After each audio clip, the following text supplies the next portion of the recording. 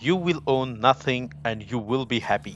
That's a quote from World Economic Forum stating that in the future there will be restrictions on ownership of private property. That applies to many sectors, but when it comes to gaming, it seems like we are living in that future, or soon we will gonna be. Hello guys, my name is Sid, and today we're gonna be talking about the difference between owning a physical copy and a digital copy of games.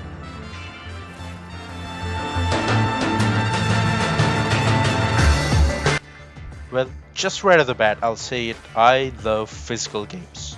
There's just something about holding that physical copy of a game that you just bought. And stacking up those games one after the other just feels so great. Or it will be even better if you have one of those steelbook editions of the game or the collector editions copy on your shelf. Owning any one of these tells you what kind of gamer you are, your personality in, and your taste in gaming. And sometimes they might just be a conversation starter. Another great thing about owning a physical copy of a game is that you literally own it and it's yours to keep forever. And also, you can just give it to a friend who just want to try this game out. Or you can just give it to a friend who has never played games in his life. And that's the reason why this commercial of Sony about sharing games just works and speaks to volumes for every gamer on the planet, which is just simple and easy to understand. This is how you share your games on PS4.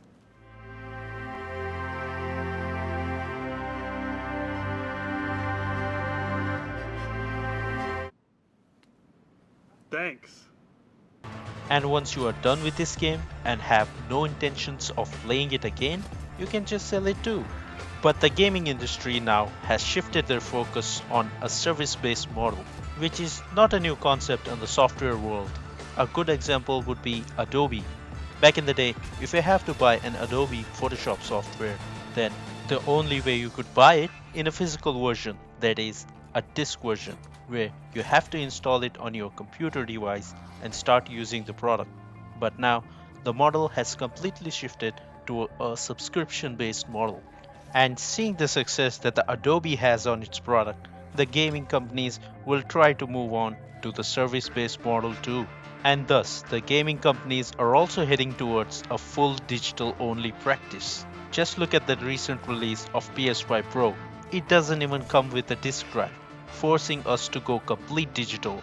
The same thing had happened to laptops and PCs. They used to come with a disk drive, but now a laptop with a disk drive is just a thing in the past. That option now is completely removed, and seeing all of this, I will not be surprised if a PS6 or whatever the hell the new Xbox would be called doesn't come with a disk drive. You see, buying a digital copy of a game, that means you have purchased a license to play that game on that particular launcher. Well, let us just assume that your Steam accounts get banned for some reason, and then the skins, the games that you bought on that account will be lost forever. And there is just no way to get all of those back. But what if the store that sold you all the digital copy of a game gets shut down one day? I mean, it's highly unlikely that the Steam gets shut down, but we have seen many other stores in the past that eventually got shut down, like Wii Shop and the GameStop's Impulse. Oh my god, who even remembers that? But there is just no legal way that you can get your digital copy of a game back. But in the recent years, almost 90% of the games sold are digital, which means gamers are gravitating more towards a digital media. The only reason why I think this is happening is the convenience factor. You don't even have to go to the store anymore to buy a game that you wanted.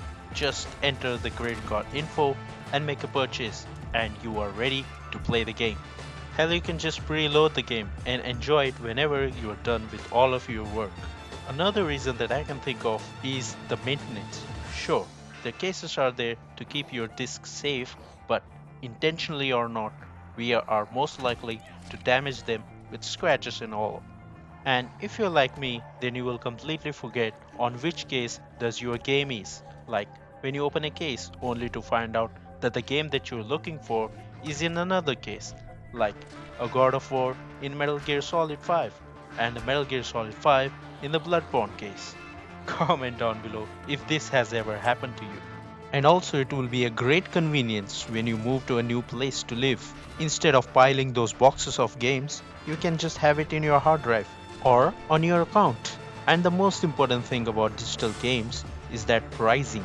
Those Steam sales are just too good to ignore. Sure, physical games also go for sale, but it's nothing compared to the digital one in Steam. I think in the future there will be just more digital games because game companies are also switching the practices of how they want to sell their games and consoles without the third party management right in their store, with managing their money more accurately and maximizing the profits. And as you know, steelbooks and collector editions coming out nowadays are also coming with the digital key, so you can download it in their respective platforms.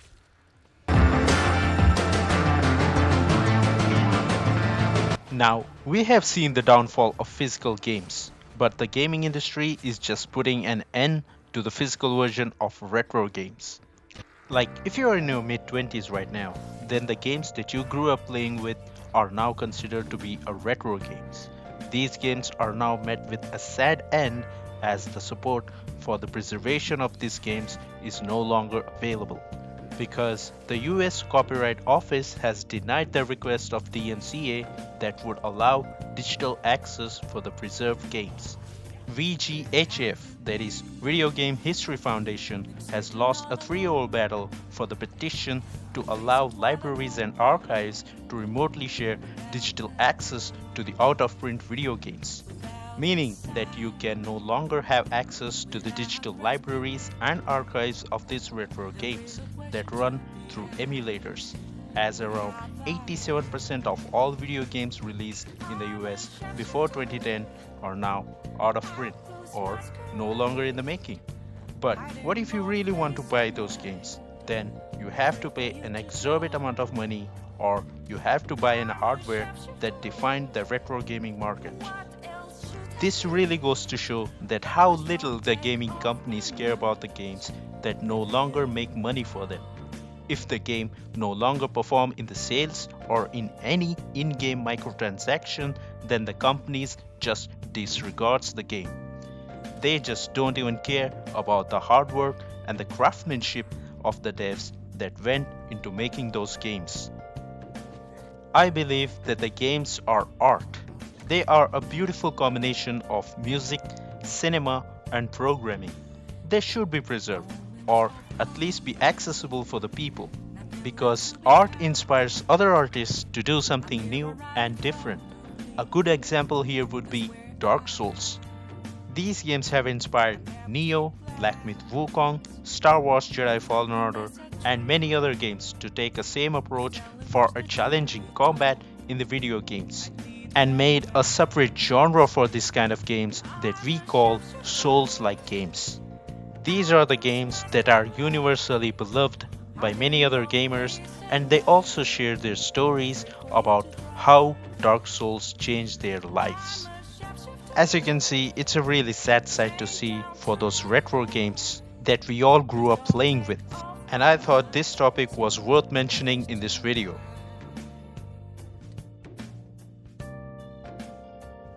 At the end of the day, games are just games, You log into your games, play for a few hours, and just shut down the system when you're done.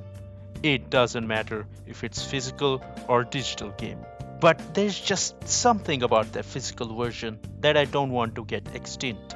Maybe it's a day one patch that the games got shipped with, like a Dark Souls game without any patches, or Cyberpunk day one version, so we can laugh on that bugs and glitches that it shipped with.